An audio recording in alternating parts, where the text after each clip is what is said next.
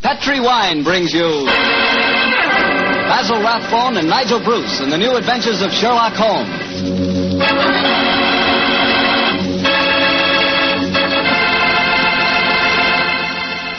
The Petri family, the family that took time to bring you good wine, invite you to listen to Dr. Watson tell us another exciting adventure he shared with his old friend, that master detective, Sherlock Holmes. And I know that Dr. Watson will agree with me when I tell you that the best way to begin a good meal is with a glass of Petri California sherry. Before you sit down at the table, pour yourself and your family a glass of Petri sherry. Try it. There are many ways to tell a good wine, by its color, its aroma, and its flavor. On every count, Petri sherry is outstanding. The color of Petri sherry is a clear, deep amber. Perfect. The aroma? Well, Petri sherry is as fragrant as a bunch of dew-covered grapes picked in the early morning. But most important to you, and to me, is the flavor of Petri sherry. We want a wine that tastes good. And believe me, you couldn't ask for a more delicious wine than Petri sherry. And just to make sure you get a wine that's exactly the way you want it, Petri makes two kinds of sherry. The regular and Petri Pale Dry. If you're not sure which you like better, why not try them both? Don't buy one, buy two. Just be sure you always buy Petri. Petri Sherry.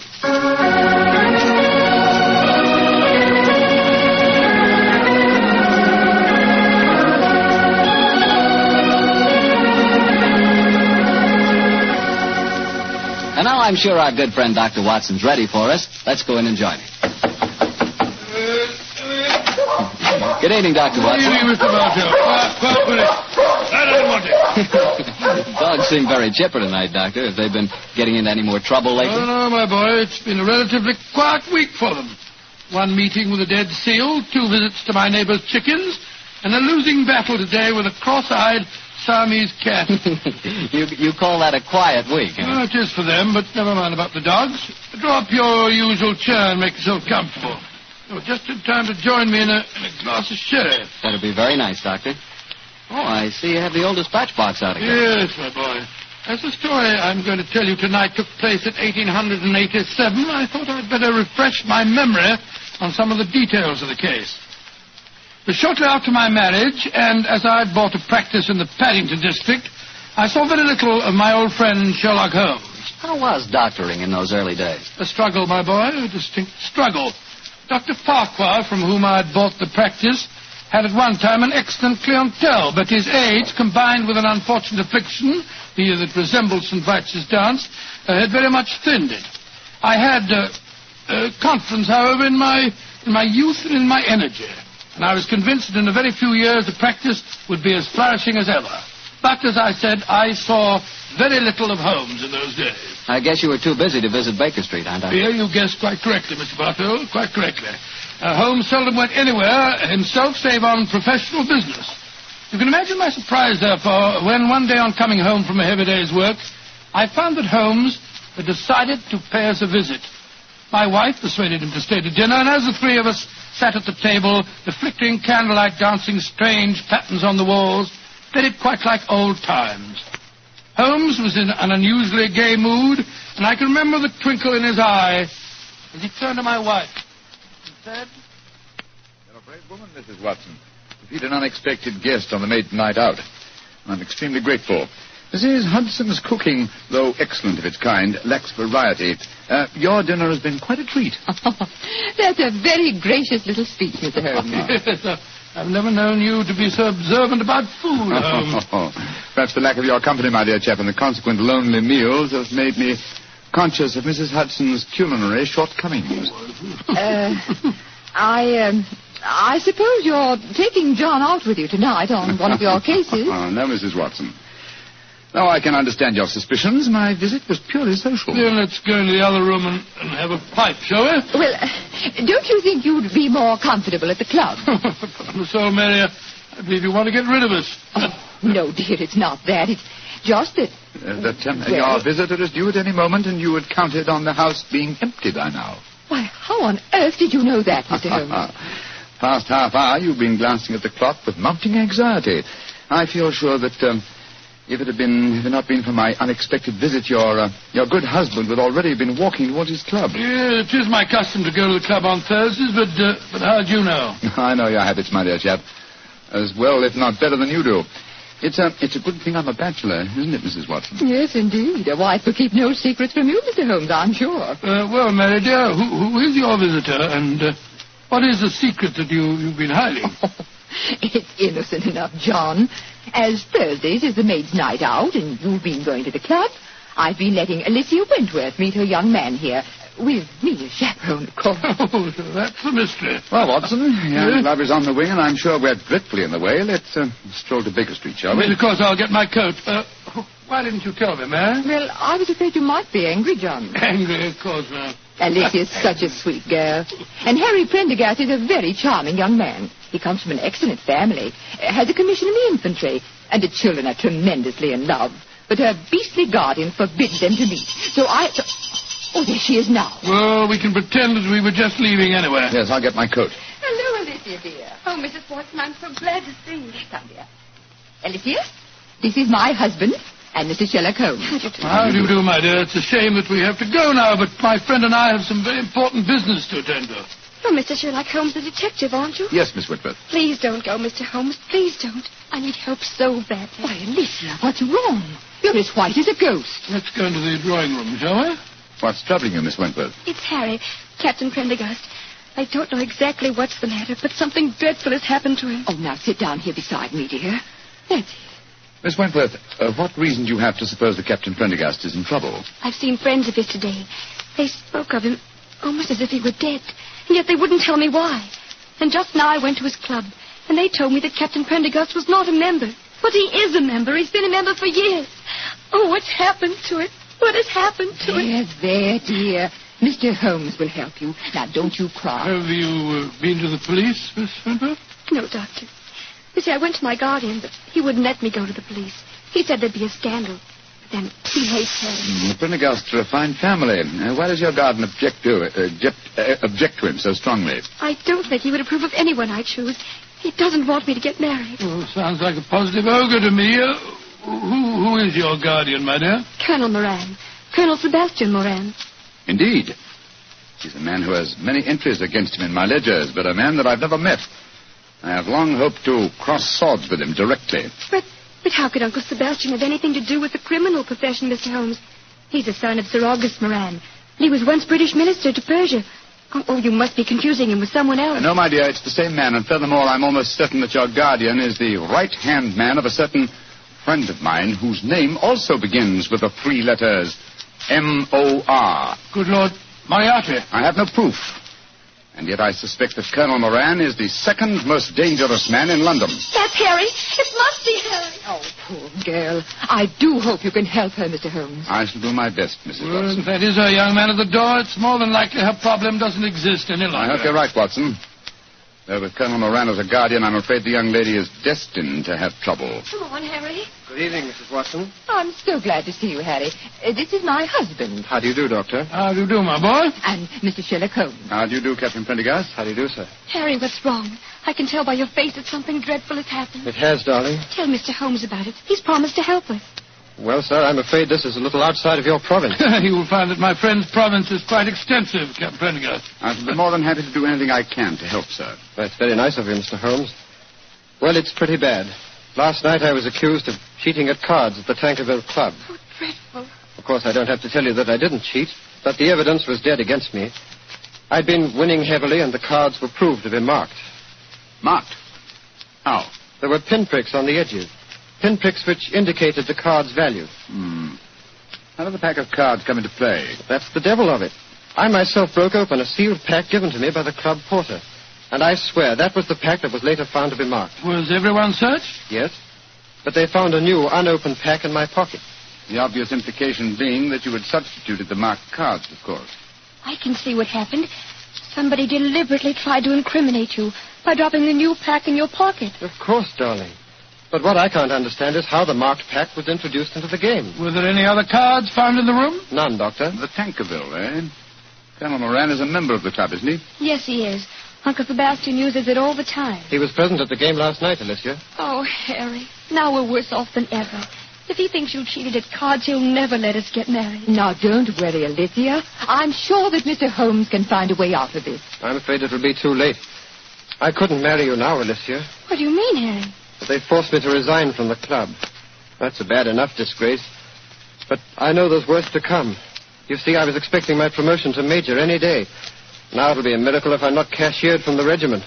What kind of a life can I offer you? Harry, you're talking absolute nonsense. I think, Captain Prendergast, the next step is obvious. We must remove this apparent stain on your character. But how? Miss Wentworth can stay here with Mrs. Watson. The doctor and I will drive over in a cab with you to the club and see what can be done.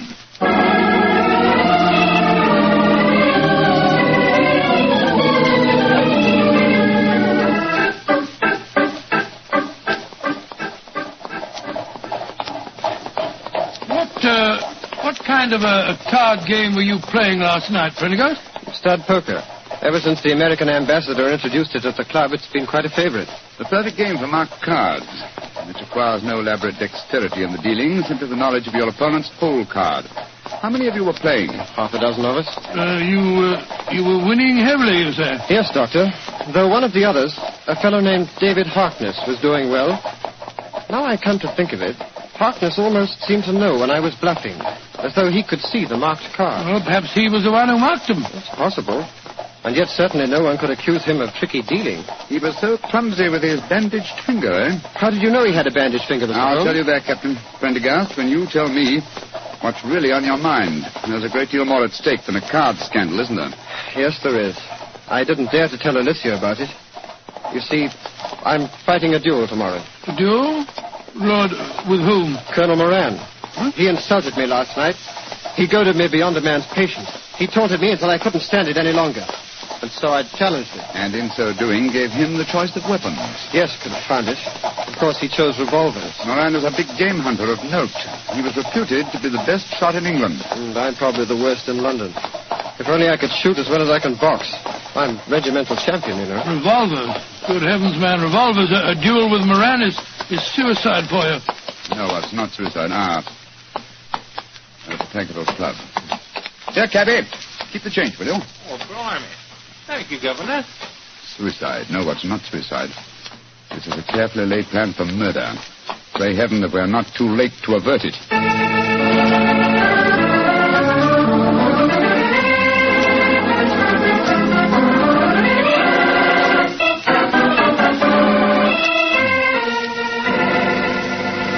It's Mr. Harkness that you're wanting, sir? Yes, he went to his room half an hour ago. Number 108. Up the main stairs and down the corridor, sir. Thank you. I want you to follow us in precisely 1 minute and bring a sealed pack of the club's playing cards to Mr. Harkness's room. Do you understand? Oh, yes, sir. And thank you.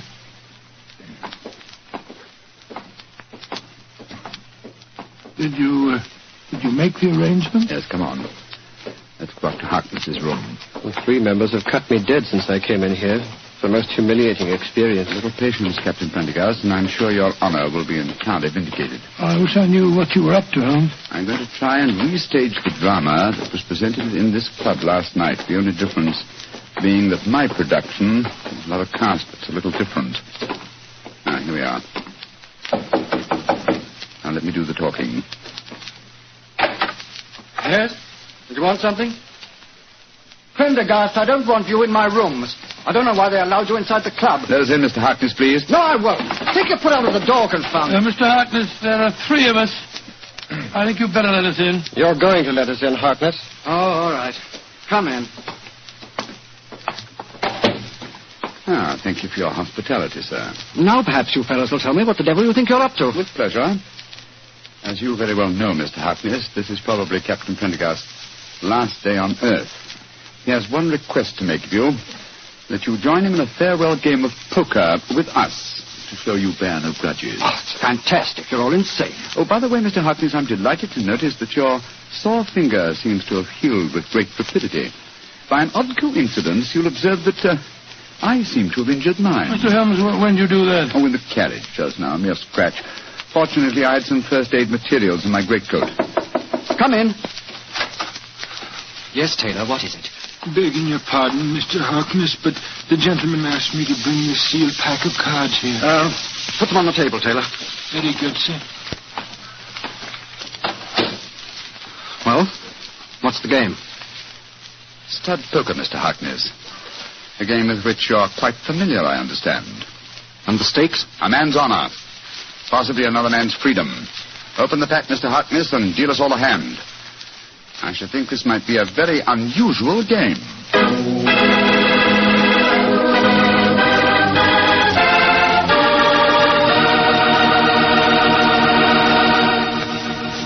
You'll hear the rest of Dr. Watson's story in just a few seconds.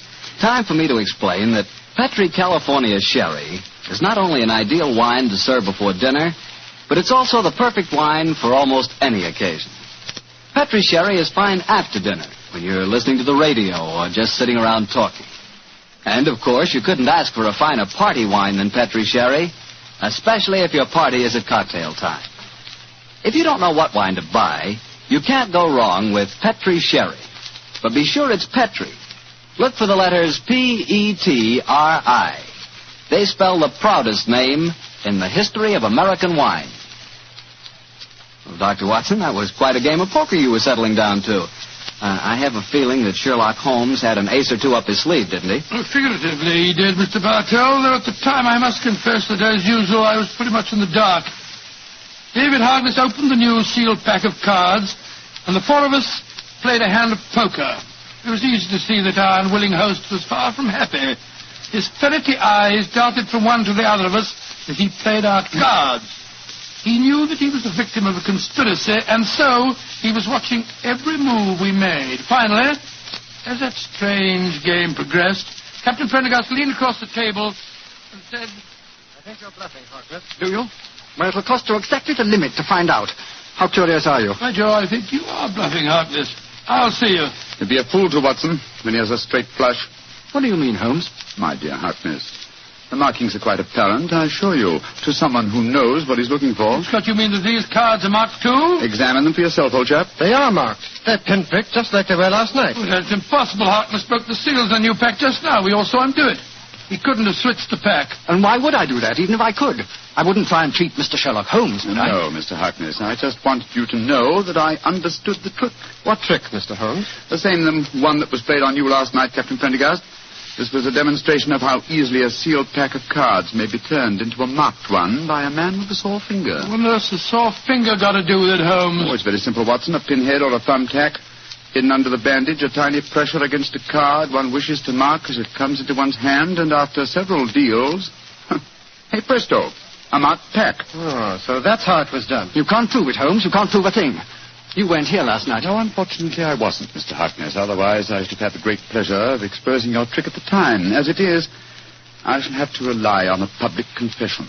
You'll never get a confession from me. Possibly not, but I'm sure that you'll be interested to know that I've made quite an extensive study of card sharping. In fact, I considered giving a little lecture or demonstration here at the club. What are you talking about? This game that we've just played was in the nature of a rehearsal. I should, of course, stress this particular method as being of great local interest. I'm sure most of the gambling members will recall one man who has had unusually bad luck with his fingers. Holmes, you're trying to ruin me. Well, you were willing to see Prendergast ruined. And killed. But a pistol duel with Colonel Moran is almost equivalent to murder. What do you want me to do? From the direction of your glance, Mr. Harkness, I'm certain that you keep a loaded revolver in your desk drawer. That's a very poor solution, I assure you. Why not be a man, write a confession and sign it? It'll free Captain Prendergast from any stigma, and it'll help to trap the real culprit, Colonel Sebastian Moran. Moran? But where does he come into the picture, Holmes? Mr. Harkness knows, don't you? And I think I know now. Why don't you tell us, Harkness? One thing at a time, Prendergast. I owe it to you to write a confession. I'll do that, rather than face a public exposure in the club, but that's as far as I'll go. If you have any ideas about Moran, go and talk to him yourselves. There's a certain honor, you know. Even among thieves? Thank you for the implication, Mr. Harkness. You have writing materials here? Yes, I have writing materials, Holmes. Splendid. Then while you're telling the truth about last night's episode, we'll call on Colonel Sebastian Moran. Have you any idea where we might find him at this time of night? Yes, I have every idea. You'll find him in the gun room. Thinks he has a duel on his hands tomorrow. In the gun room, eh? Thank you, Mr. Harkness. We'll go and talk to him. You may expect us back within half an hour.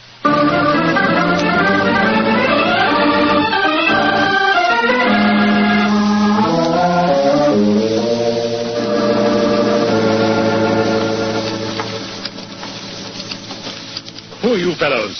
Turn the gas up, can't you? Colonel Moran, this is Mr. Sherlock Holmes and Dr. Watson. How do you do? Colonel Moran, I've been wanting to meet you for a very long time. Sherlock Holmes, I've heard a lot about you. And I of you, Colonel. Harry, what are you doing inside the club? Mr. Holmes brought me back. We've just left David Harkness's room. He's writing a confession that he engineered the swindle last night, that he deliberately tried to involve me. So, in that case, I suppose I need oil this revolver no longer. Harkness is a cheat. Dear me, how shocking. Aren't you glad that my name will be cleared in this business? Of course I am. I'm delighted. And you'll apologize for the things that you said last night? Yes, Harry, I'll apologize. But you must realize that this revelation makes no difference to my feelings about your marriage to Alicia. On my soul, Colonel Moran, it seems to me that one way... Dr. Watson, I think the name is. Watson, yes, my name's Watson. Dr. Watson, I would suggest that the happiness of my ward is a matter that cannot possibly concern you. Now, look here, sir, I don't want to go... Will you, old chap? Oh, sorry. Colonel Moran, I think I may be able to change your mind on the question of your ward's marriage. How very interesting. And what makes you labor under that delusion? Would you care to have it known at the club that you had deliberately planned Captain Prendergast's murder? What in thunder are you talking about? You know, sir, that a revolver duel with you is no duel. It's a cold-blooded killing. Rubbish. I was challenged. Therefore, I had the choice of weapons. Naturally, I chose the weapon with which I was most familiar. And you had the choice for a very good reason, Colonel Moran. You forced Prendergast into a duel because it was the only way you could be certain that he'd never marry your ward. Alicia? What do you know about her? More than you think, sir. She's at my wife's house this very minute. She suspects you of jealousy. I think it's far more likely that the financial aspect of guardianship is involved here. A financial accounting is due upon her marriage, isn't it? That's none of your business. An accounting is due, Mr. Holmes. Alicia told me that herself. Exactly, and the accounts were in no state to undergo scrutiny. The answer is obvious. David Harkness, a card sharp, was in need of money. You induced him to practice his cheating last night in order that you could trap Captain Prendergast into a duel. Harkness, what the devil do you want? Put that revolver down, you fool. I don't care about my own disgrace, but you're going to pay for your share in it, Moran. Drop that revolver, Harkness. Don't you see that you're... Moran, you shot him. You saw that it was in self-defense, gentlemen. He was waving a loaded revolver at me. It's most unfortunate, but it was in self-defense. Yes, self-defense that removed the one dangerous witness who could have testified against you. He's dead, Watson, isn't he? Yes. Shot right through the heart. Moran, you're a cold-blooded, murdering devil. I demand satisfaction for that insult. These gentlemen are my witnesses. I apologize for the misunderstanding last night, but this is a different matter. You've insulted me, Harry. The duel will take place, Colonel Moran, and Dr. Watson and myself will act as seconds for Captain Prendergast. Let's make the necessary arrangements, shall we?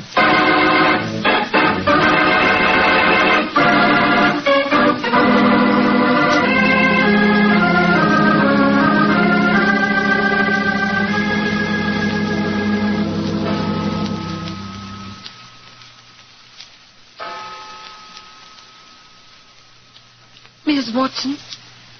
Yes, Alicia, dear. It's 2:00. What can have happened to them? They left here just after 8. Well, if you'd been married to John for any length of time, my dear, you wouldn't worry. When your husband goes out with Sherlock Holmes, you're prepared not to see him for a few days. Mrs. Watson, what are you saying? I haven't got a husband. Oh, now, Alicia, don't glower at me like that. What did you say the time was? It's just after 2, and they left here at 8. What can have happened? Well, I don't know. But Mr. Holmes was with them. So don't worry, my dear.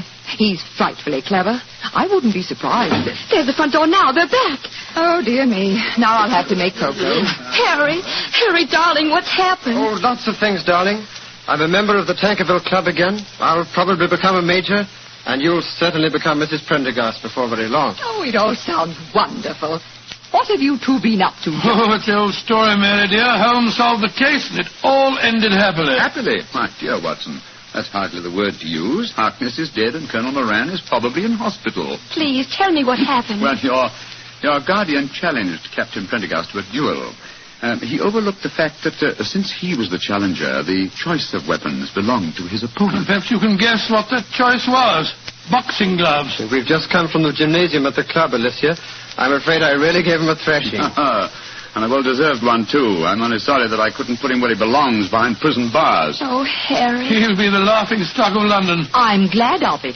But that means that he'll never consent to our being married. I disagree, Miss Wentworth.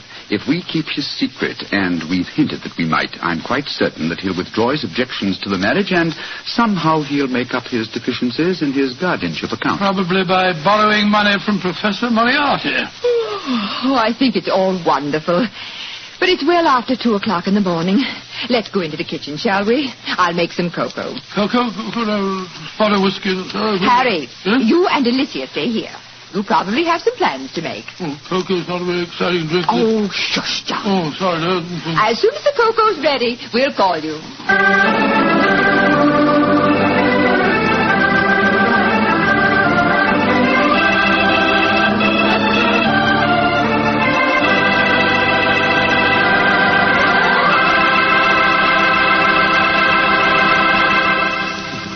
Well, Doctor, that was some story.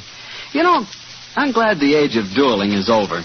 I'd hate to have someone challenge me to a duel. What's the matter, Mr. Bartell? Are you afraid of being hurt? Afraid of being hurt? Of course not. If someone challenges me to a duel, I have the right to choose the weapons, don't I? Yes, and what weapons would you choose? Cream puffs at 30 paces. Nobody's going to hurt me. See that. Although, come to think of it, instead of cream puffs, I'd rather have a piece of cake. Oh, why a piece of cake? Because it tastes so good with a glass of Petri sherry. Any questions? No questions. For a while there, I'll bet you thought I'd forgotten all about Petri wine. Forgotten about it. Not you, Mr. Bartell. No, not anybody who's ever tasted it. Petri wine is the kind of wine you'll always remember. That's because the Petri family really knows how to make good wine. They've been making wine for generations. Winemaking is their heritage. It's an art that's been handed on down in the Petri family from father to son, from father to son. Every drop of Petri wine is clear, fragrant, and delicious. As delicious as the luscious sun-ripened California grapes from which it's made. Remember, the name Petri on a bottle of wine is more than a trademark. It's the personal assurance of the Petri family that their wine is the kind of wine you like, for any occasion. You can't miss with Petri wine because Petri took time to bring you good wine. Well, Dr. Watson, what new Sherlock Holmes story are you planning to tell us next week?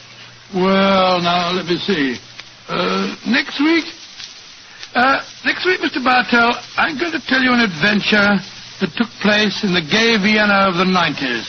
Concerns a strange tragedy that occurred on a ballroom floor and a weird series of murders that were punctuated by the sound of music. I call the story The Waltz of Death.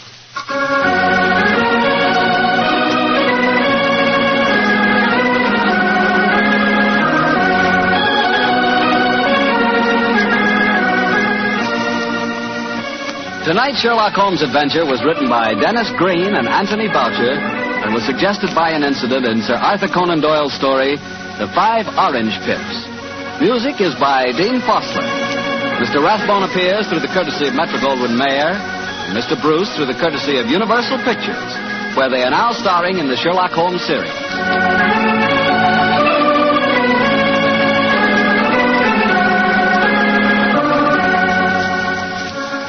The Petri Wine Company of San Francisco, California, invite you to tune in again next week. Next week, many communities will change time, and this program will reach some of our listeners at a different hour. Consult your local newspaper or mutual station for the exact time in your area. Sherlock Holmes comes to you from our Hollywood studio. This is Harry Bartell saying goodnight for the Petri family. For a solid hour of exciting mystery dramas, listen every Monday on most of these same stations at 8 o'clock to Michael Shayne, followed immediately by Sherlock Holmes. This is the Mutual Broadcasting System.